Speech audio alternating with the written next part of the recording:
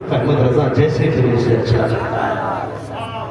ہماری اوقات، ہماری حیثیت، وہ عشق کا امام، سینکڑوں سے زیادہ علوم و فنون پہ مہارت رکھنے والا، خدا سمجھے ذرا، جس نے آنکھوں سے مصطفیٰ کی زیارت کی ہوئی، جس نے قوم کو ہزاریں کتابیں دی ہوئی، وہ کیا کہتا ہے؟ وہ کہتا ہوں مجھے کو نہ شرماؤ، احباب کفن ڈھک دو، منہ دیکھ کے کیا ہوگا پردے میں بلائی. ہم اپنے آپ کو دیکھیں، اپنی اوقات کو دیکھیں، تجھ سے وہ جنت سے کیا مطلب باہر بھی دور. ہم رسول اللہ کے جنت رسول اللہ کی، ہم سینکڑوں بار بھی کہیں ہم ان کے ہیں تو کیا بنتا ہے یار؟ وہ ایک بار بھی کہتے یہ میرے ہیں تو کام ہو جائے. وہ ایک بار بھی کہتے یہ میرے ہیں تو کام بن جائے. سمجھے ذرا، جب بچیوں کے بالوں میں سفیدی تھی نا، چاندی اتر آئی تو آپ پال کے پال پہ بلانا ہوا، بچیوں کی سفیدی دیکھ کے ٹوٹ گیا. ہمارا معاشرہ کدھر جا رہا ہے؟ خالی کرامتیں سنیے نا، ذرا دل تھام کے میری باتیں سن، دل تھام کے سوچتے رہ جاؤ گے کیا ہم 11ویں بڑی بات ہے ان کی 11ویں کھانے کے لیے لائق ہے کہ نہیں؟ یہ سوچنے پہ مجبور ہو جاؤ گے کبھی اپنے آپ سے پوچھو گے کیا ہے. سمجھے ذرا اور غور سے سمجھے. پہلی بات تو ہم کسی غریب کو اپنانے تیار نہیں، اور اگر قسمت سے اس کا کوئی رشتہ ہو گیا تو یہ جو لڑکی دیکھنے والے لوگ آتے ہیں مجالے کی چائے پی کے ذرا پیر سیدھے کر رہے ہیں. حضرت جیسے دیکھنے والے گھر سے 2 قدم نکالتے ہیں تو جو گھر سے شرک ہوگی کوئی ملمینا یا ملمینی کھڑی ہوگی. حرام خور دجالے وقت لگ جاتے ہیں. کیسے آئے تھے؟ لڑکی دیکھنے آئے، کہتے اچھا پسند آ گئی؟ ہاں بولے ٹھیک ہے. تو کہتے ہیں اچھا تو اس کا مطلب پورا پتا نہیں ہے تمہیں، اتنی سی دل آنا ہے. اچھا پتا نہیں ہے اس کا مطلب تمہیں کون کھڑے ہو کیا مطلب؟ بولے نبی ہم کھڑے گئے، میں جانتا ہوں کہ تم جانو تمہارا کام ہے. اتنی دل لگا کے چلا جائے یہی سے میں پہلا ہوگا. پھر کہہ رہا ہم رسول اللہ کی جنت رسول اللہ. سوچ تو صحیح، جب تم نے اتنی سی دل لگا پھر پڑ گئی. وہ جو بیٹی کو دکھا رہا تھا نا، اس نے آج پڑوسی سے 10,000 ادھار لیے تھے اور کہا تھا اگر بیٹی کا رشتہ پکا ہو گیا نا تو ہنستے ہنستے تیرا قرضہ اتار دوں. لیکن تمہاری اتنی سی دن کی وجہ سے آج پھر غریب کی بیٹی ہنستے ہنستے رہ گئی. آج پھر اس کے مقدر سے مسکراہٹ چھن گئی. آج پھر اس کے نصیبوں سے ہاتھوں کی مہندی چلی گئی.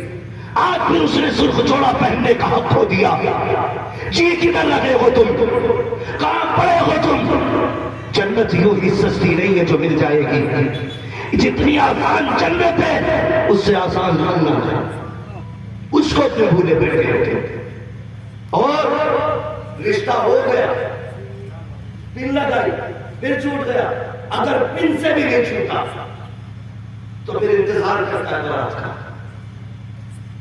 بارات کا انتظار ہے، حساب لگایا جا رہا ہے بارات کب آئے گی. اور سن ذرا کتنے گھر اس لیے اجڑ گئے کہ بارات آنے سے ایک دن پہلے فون آتا ہے. سنو جی، بلٹ دو گے تو بارات آئے گی، گاڑی دو گے تو بارات آئے گی، ورنہ اپنی بچی کا رشتہ کہیں اور کر دو. تمہیں کیا لگتا ہے یہ آواز خالی لڑکی کے باپ پر پہنچی نہیں؟ جب یہ خبر سے بیٹی کی آنکھ کا آنسو گرانا تو اس آنسو کے ٹپکنے کی آواز محمد خضرا تک چلی گئی، اصول کے کانوں تک گئی ہے. تیری اس حرکت کی وجہ سے اگر کوئی بارات لوٹ گئی ہے یا بارات نہیں آئی ہے تو تجھے کیا لگتا ہے تیری بیٹی راجا مہاراجا کے گھر میں رہے گی، رانی بن کے رہے گی؟ یاد رکھیے گا یہ دنیا ہے جیسی کرنی ویسی بھرنی. اگر یہ چاہتے ہو تمہاری بیٹیاں سکھ میں رہے، خدا کی قسم تم دوسرے کی بیٹی کو سکھ دو، اللہ تمہاری بیٹی کو رانی ہو جیسی عزت عطا. نعرہ تکبیر، نعرہ رسالت، جشن غوث الورا پیغام اسلام عظمت اسلام شوکت اسلام. ستم سے غیر ہو کہیں نہیں. درد بیچارہ پریشان ہے کہاں سے اٹھے. بھائی میں اتنا پریشان کس موضوع میں بات کروں. ایک ہنگامہ محشر کو تو بھولو اس کو. سینکڑوں باتوں کا رہ رہ کے خیال آتا ہے. میں تقریر کے جوڑ دکھانے نہیں آیا, میں درد دل تم سے کہنے آیا. کاش آج کے بعد کسی ایک بیٹی کو اگر سکھ والی زندگی مل گئی, میں سمجھوں گا میرا آنا قبول ہو گیا, اشرف بھائی کا بلانا قبول ہو گیا. یہی سوچ کے وہ در بدر کی ٹھوکریں کھاتا ہوں. کاش جس بیٹی کو میرے نبی نے عزت بخشی تھی پھر سے کسی بیٹی کو عزت مل جائے. یہی سوچ کے گلیوں کے چکر کاٹ رہا ہوں. ورنہ میں بھی چاہتا ہوں اتنی جنت سستی کر دوں کہ لوگ سبحان اللہ کہتے کہتے پکڑا جائیں. لیکن نہیں, بہت نعرے لگا دیے. خالی نعروں سے کام نہیں چلے. اب زمین پہ کام کرنے کی ضرورت, کام کرنے کی ضرورت. وہ بھائی آپ سے میری اتنی گزارش, خدا میری باتوں کو دل کر لے. یہاں کا غیروں کے ستم اپنوں بھی اتنے کی کم نہیں کی. آپ کہیں گے کیسے؟ سنیں, باپ کی جائیداد میں بیٹی کا حق ہے کہ نہیں؟ 1400 سال کے بعد لوگ چیخ کے کہہ رہے عورت کو حق دو. تو 1400 سال کے بعد کہہ رہا ہے 1450 سال پہلے میرے نبی نے کہا تھا باپ کی جائیداد میں بیٹی کا حق ہے. یا 2 لاکھ کا جہیز دے کر کے سمجھتے ہم نے اس کی 70 لاکھ کی جائیداد کا حق ادا کر دیا. 2 حصے بیٹے کے ہوتے ہیں, ایک حصہ بیٹی کا بنتا. یہ اسلام کا کام, لیکن دیا دیتا ہے کوئی نہیں نا. میں کہتا ہوں صرف وہ حصہ جو شریعت نے بیٹی کے لیے لازم کیا ہے نا, اگر وہ دینا شروع کر دو نا تو پھر بیٹیاں غریب کی بھی حویلی میں بیٹھی نہیں رہے گی. پھر یہ جہیز کی ڈیمانڈ کی جو لعنت ہے یہ ختم ہو جائے گا. خالی وہ دینا شروع کر دو جو رکھا گیا ہے. وہ نہیں بیٹی کا ہی بہت غور سے دماغ, وقت بہت کم ہے, بس میرے خیال سے ہو سکتا ہوگا تو 10 منٹ کا وقت ہے. ذرا کہنے سمجھ پا رہے ہیں میری بات؟ اللہ سلامت رکھے سارے لوگوں کو. جب بیٹیوں کی شادی ہو گئی اور ہم نے اس کو اس کا حق دیا, ہم نے اس کو اس کا حق دیا, بیٹی کے گھر پہ بیٹی پیدا ہو, اللہ نے اس کو جوان کیا. باپ کا انتقال ہو گیا, باپ کی جگہ پر پھر بھائی.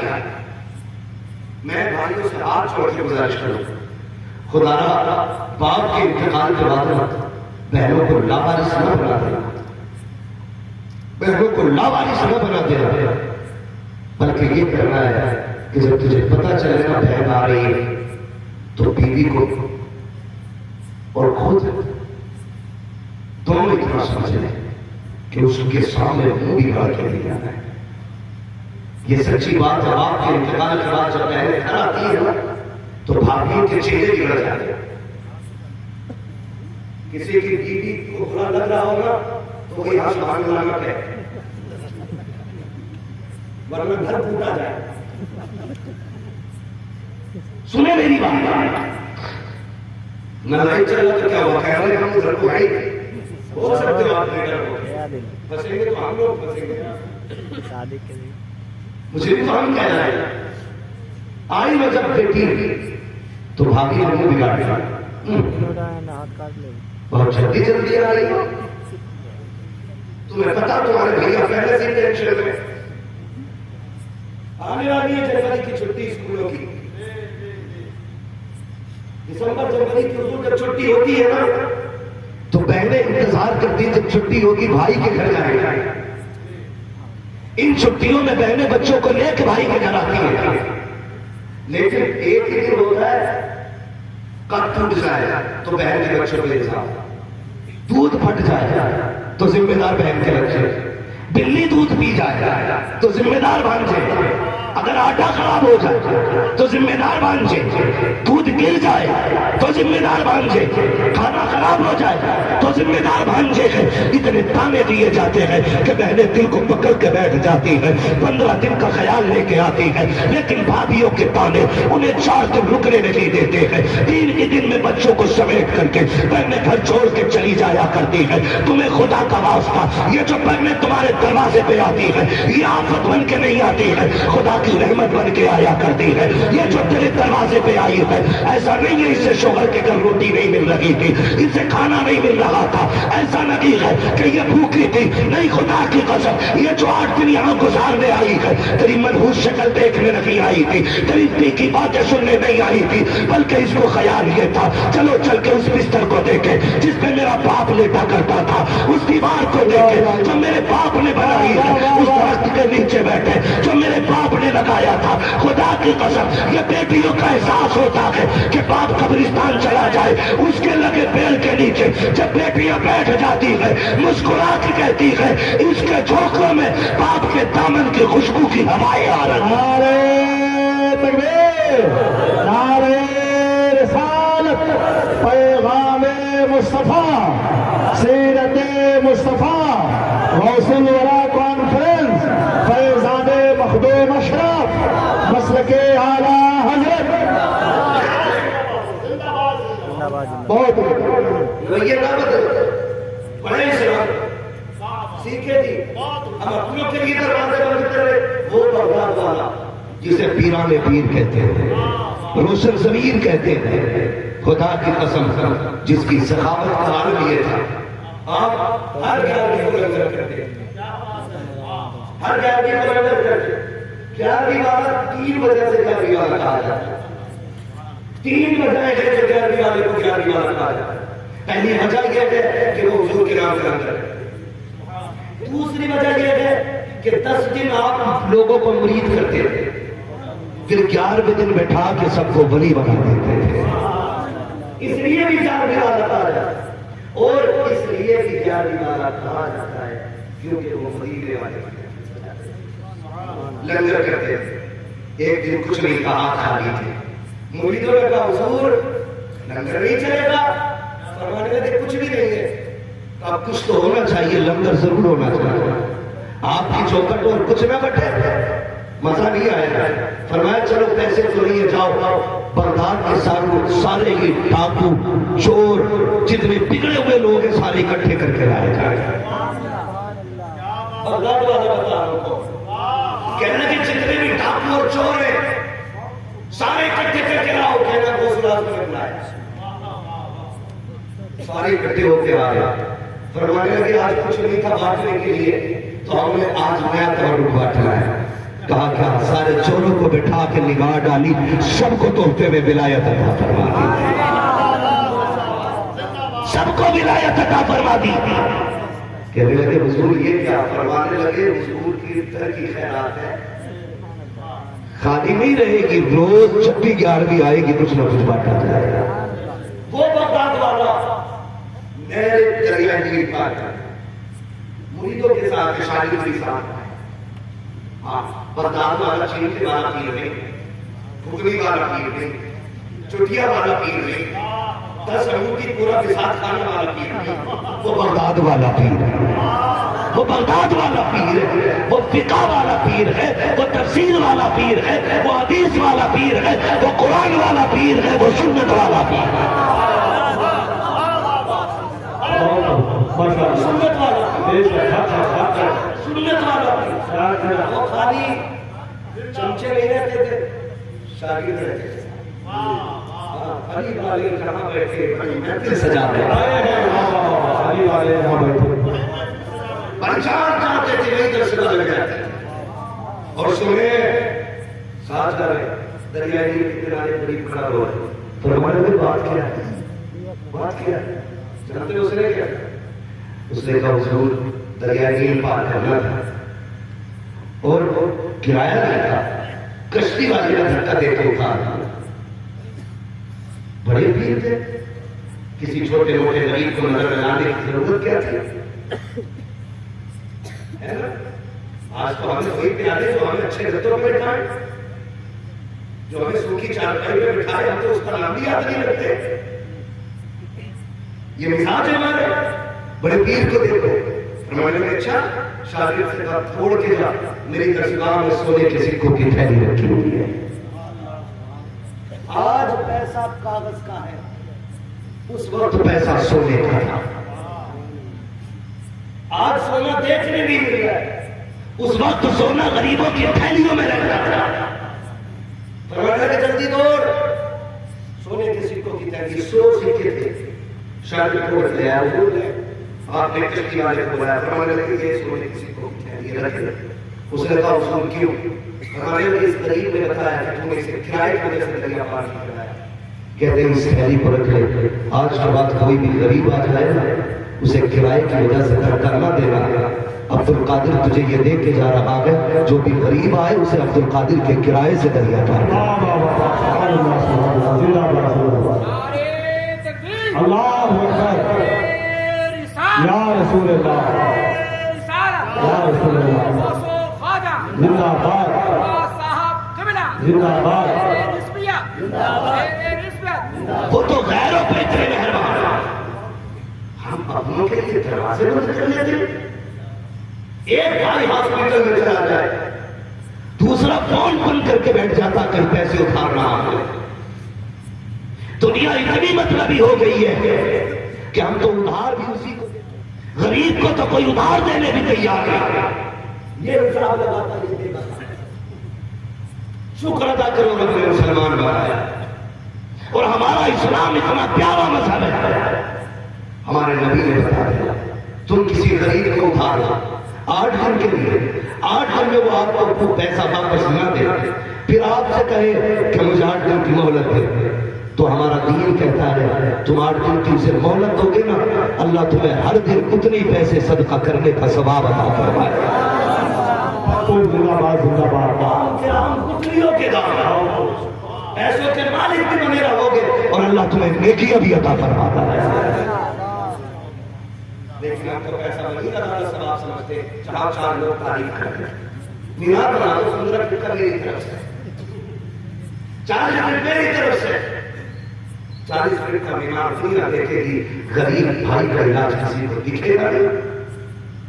صرف اسے یہ فون بند کر لیا، دین سیکھے میرے نبی کو دیکھے. دونوں عالم کا مالک مختار ہے. اعلیٰ فرماتے مالک کونین ہیں، کو پاس کچھ رکھتے نہیں، 2 جہاں کی نعمتیں ہیں ان کے خالی آتے ہیں. تھکے تو نہیں ہے، اگر تھکے تو زور سے کہہ دے سبحان اللہ، اگر نہیں تھکے تو پھر اور زور سے بولے سبحان اللہ. اور سمجھدار نہ ہو گئے ماشاء اللہ.